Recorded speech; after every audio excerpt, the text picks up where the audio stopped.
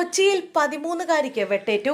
കാക്കനാട് അതിഥി തൊഴിലാളികൾ തമ്മിലുള്ള തർക്കത്തിനിടെയാണ് സൈബ അക്താര എന്ന 13-കാരിക്ക് തലയ്ക്ക് വെട്ടേറ്റത്.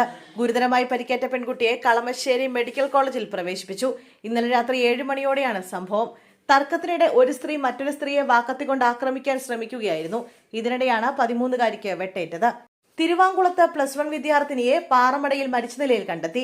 സ്കൂളിലേക്ക് പോയ +1 വിദ്യാർത്ഥിനിയാണ് വീടിന് സമീപത്തെ പാറമടയിൽ മരിച്ച നിലയിൽ കണ്ടെത്തിയത്. ശാസ്താമുകൾ കിണട്ടിങ്കൽ വീട്ടിൽ മഹേഷിന്റെ മകൾ ആദിത്യയാണ് മരിച്ചത്. 16 വയസ്സായിരുന്നു. ഇന്ന് രാവിലെ 9 മണിയോടെ ശാസ്താമുകൾ ഭാഗത്തെ പാറമടയിലാണ് മൃതദേഹം കണ്ടെത്തിയത്. സ്കൂൾ യൂണിഫോം ധരിച്ച നിലയിലായിരുന്നു മൃതദേഹം. പാറമടയുടെ കരയിൽ സ്കൂൾ ബാഗ് ഇരിക്കുന്നത് കണ്ട് സംശയം തോന്നിയ സമീപവാസികൾ നടത്തിയ പരിശോധനയിലാണ് മൃതദേഹം വെള്ളത്തിൽ പൊങ്ങിക്കിടക്കുന്നത് കണ്ടത്. ബാഗിനുള്ളിൽ ഉച്ചഭക്ഷണവും കരുതിയിരുന്നു. സംഭവത്തിൽ പെൺകുട്ടിയുടെ ആത്മഹത്യക്കുറിപ്പ് പോലീസ് കണ്ടെടുത്തു. ഇൻസ്റ്റഗ്രാം സുഹൃത്തായ കൊറിയൻ യുവാവിന്റെ മരണത്തിൽ മനംനൊന്താണ് +1 വിദ്യാർത്ഥിനി ആത്മഹത്യ ചെയ്തതെന്നാണ് കത്തിൽ പറയുന്നത്. യുവാവ് ശരിക്കും മരിച്ചിട്ടുണ്ടോ എന്നും എന്താണ് പെൺകുട്ടിയെ മരണത്തിലേക്ക് നയിച്ചതെന്നും പോലീസ് അന്വേഷിക്കും. ആദിത്യയുടെ ഫോൺ അടക്കമുള്ള വസ്തുക്കൾ പരിശോധിക്കാനുള്ള തീരുമാനത്തിലാണ് പോലീസ്. വിമാനയാത്രയ്ക്കിടെ സഹയാത്രികയായ മലയാളി യുവതിയെ കടന്നുപിടിച്ച 62-കാരൻ പോലീസ് പിടിയിൽ. സഹയാത്രികയായ മലയാളി യുവതിയോട് അപമര്യാദയെ പെരുമാറുകയും കടന്നുപിടിക്കാൻ ശ്രമിക്കുകയും ചെയ്ത തമിഴ്നാട് സ്വദേശിയായ മോഹനാണ് പിടിയിലായത്. തിങ്കളാഴ്ച രാവിലെ 6:30ഓടെ കൊച്ചി അന്താരാഷ്ട്ര വിമാനത്താവളത്തിൽ ലാൻഡ് ചെയ്ത ഖത്തർ എയർവേസ് വിമാനത്തിലായിരുന്നു സംഭവം. ദോഹയിൽ നിന്നും കൊച്ചിയിലേക്ക് വരികയായിരുന്ന വിമാനത്തിൽ മോഹന്റെ തൊട്ടടുത്ത സീറ്റിലായിരുന്നു യുവതി ഇരുന്നത്. യാത്രക്കിടെ മോഹൻ തന്നോട് മോശമായി പെരുമാറിയെന്നും കടന്നുപിടിക്കാൻ ശ്രമിച്ചെന്ന് യുവതി വിമാനത്തിനുള്ളിൽ വെച്ച് തന്നെ അധികൃതരോട് പരാതിപ്പെട്ടു. വിമാനം നെടുമ്പാശ്ശേരിയിൽ ഇറങ്ങി ഉടൻ തന്നെ വിമാനാധികൃതർ പോലീസിൽ വിവരം അറിയിച്ചു. തുടർന്ന് നെടുമ്പാശ്ശേരി പോലീസ് സ്ഥലത്തെത്തി മോഹനെ കസ്റ്റഡിയിലെടുക്കുകയായിരുന്നു.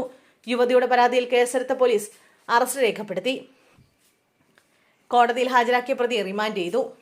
എലത്തൂരിൽ 26-കാരിയെ കൊലപ്പെടുത്തിയ സംഭവത്തിൽ പ്രതി വൈശാഖ് റിമാൻഡിൽ.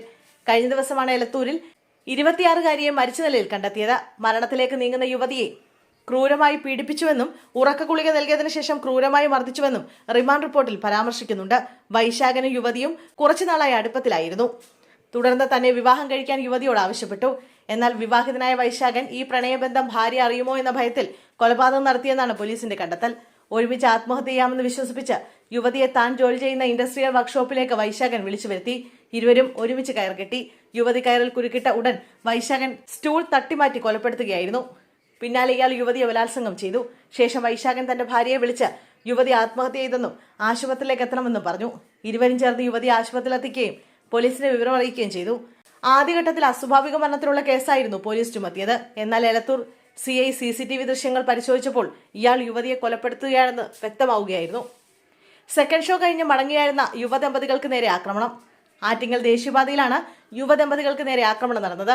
6-അംഗ സംഘം ബൈക്കിൽ പിന്തുടർന്ന് ദമ്പതികളെ മർദ്ദിക്കുകയായിരുന്നു. തിരുവനന്തപുരം മുഴുക്കുംപുര സ്വദേശി അനീഷിനും ഭാര്യയ്ക്കുമാണ് മർദ്ദനമേറ്റത്. ആറ്റിങ്ങൽ ദേശീയപാതയിലെ 16-ാം മൈൽ പെട്രോൾ പമ്പിന് സമീപത്തായിരുന്നു സംഭവം. യുവതിയെ കമന്റടിക്കുകയും അസഭ്യം പറയുകയും ചെയ്തു. ഇത് ഭർത്താവ് ചോദ്യം ചെയ്തതോടെ സംഘത്തിലെ ഒരാൾ ഓടിക്കൊണ്ടിരുന്ന ബൈക്കിൽ ഇരുന്നു കൊണ്ട് യുവതിയെ ചവിട്ടി. തുടർന്ന് അക്രമികൾ ബൈക്കിന് കുറുകെ നിർത്തി ഇരുവരെയും മർദ്ദിച്ചു. ആക്രമണത്തിന് ശേഷം സംഘം ബൈക്കുകളിൽ രക്ഷപ്പെട്ടു.